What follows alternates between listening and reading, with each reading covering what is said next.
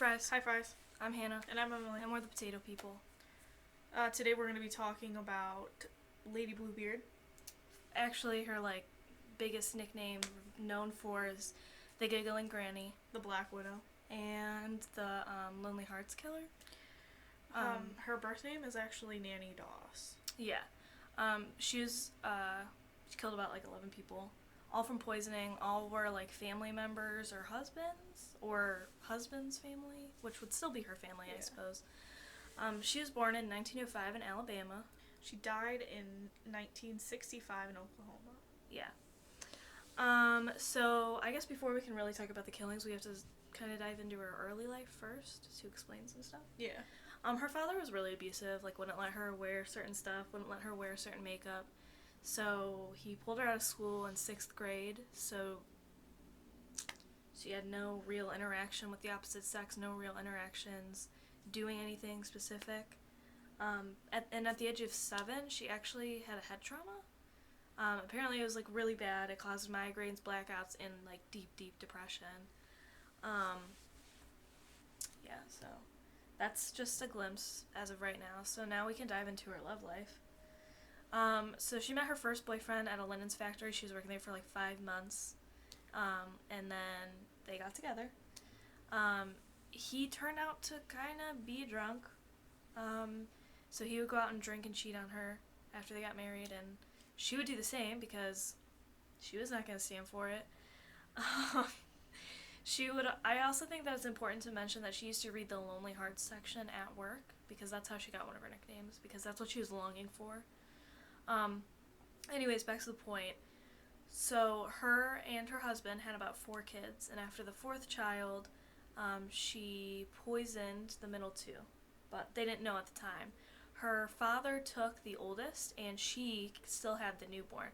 So she left the newborn home with her, or he left the newborn home with her, which is a little bit strange if you think that your wife was killing him. Later on, he came back with, a new girlfriend and his oldest daughter. They eventually got divorced, but their marriage never really was solid because when they moved in together, he was still living with his mom, and his mom was really controlling and manipulative. So then they were both drinking, both cheating. Then she had the 4 kids. She killed the 2 middle ones, Yeah. So then her oldest daughter had two kids, and the second one, after she gave birth, her mom was there, and she was in and out of consciousness, but she swears on everything that she saw her mom take a hat pin off of her hat and put it in top of the baby's head, and the baby passed away, so she never got to meet her child, which is just so sad. That is sad. In July of 1945, Doss and her daughter got into this huge fight over her daughter's new boyfriend. Yeah. The oldest daughter then left in order to try and cool down the conflict, but Doss was watching her son. Which, I think is a little strange that everybody keeps leaving their kids with her after. Yeah, that is they kind of know that she's, killing them, but, can't prove it. Right. Sorry. So, her son ended up passing away of asphyxiation, which, if you don't know what asphyxiation is basically suffocation. Yeah. And that was suddenly, but there was a insurance policy on the son, so they ended up getting some money. They got $500, which would be $7,000 today. Yeah. So they got a good chunk of change. Doss was married.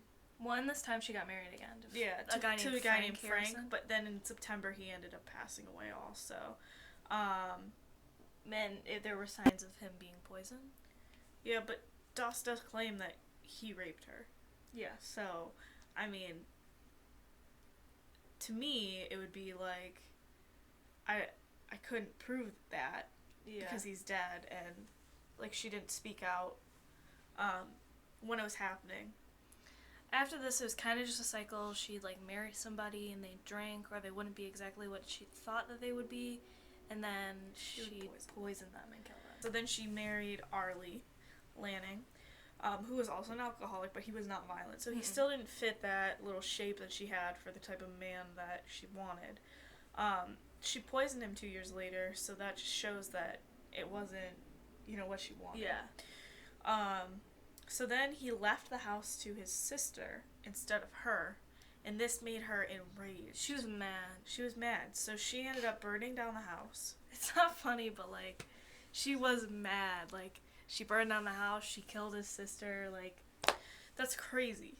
Yeah. She's crazy. I can't believe that. So after that, she then meets a man named Richard,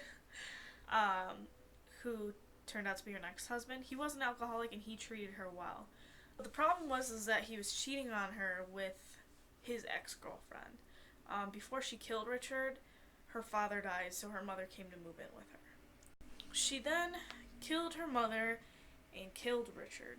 Yeah. So Richard was gone, her mother was gone. So then, somebody in their right mind decided to marry her again. She married a minister named Samuel Doss. Mm-hmm. His wife and, what, like 11 kids? It was 9 kids. 9 kids. His wife and 9 kids were killed by a tornado. Which is just... What? He wasn't like other men. He wasn't a drunk. He wasn't a cheater. He was a very good man. But she was bored. Yeah. He was boring, apparently. She convinced Samuel that he should get life insurance policies out, just in case something were to happen to him.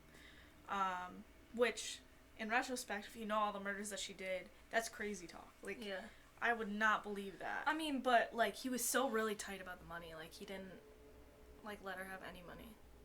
He, right after he went to the hospital for stomach cramps, he recovered 2 weeks later. Right, but he went to the hospital for stomach cramps because she poisoned him.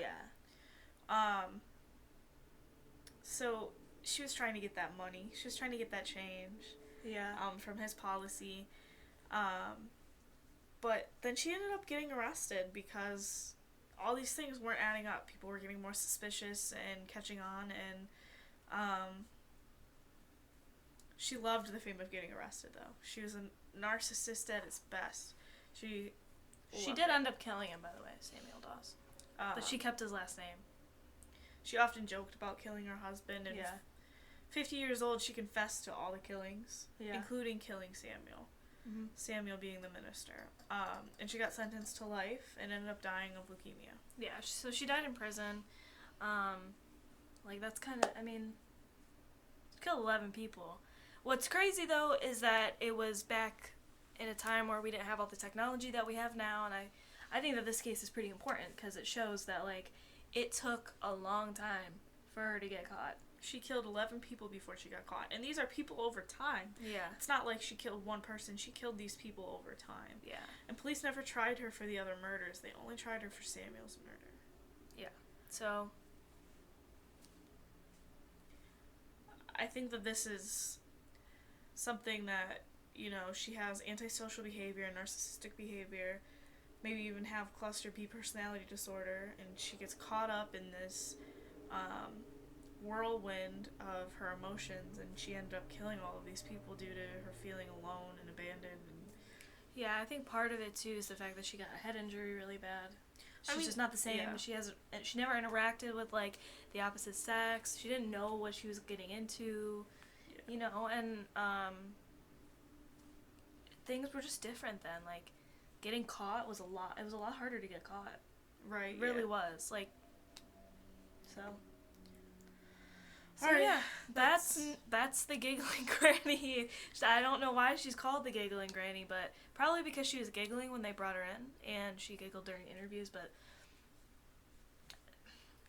Thank you guys for watching. We'll be having more serial killer and cult videos coming out in the next couple weeks. If you guys have anything that you guys want to see us do, or any serial killer you want us to talk about, put it in the comments below. Yeah, we're all for it. Alright, bye, Fries. Bye, Fries.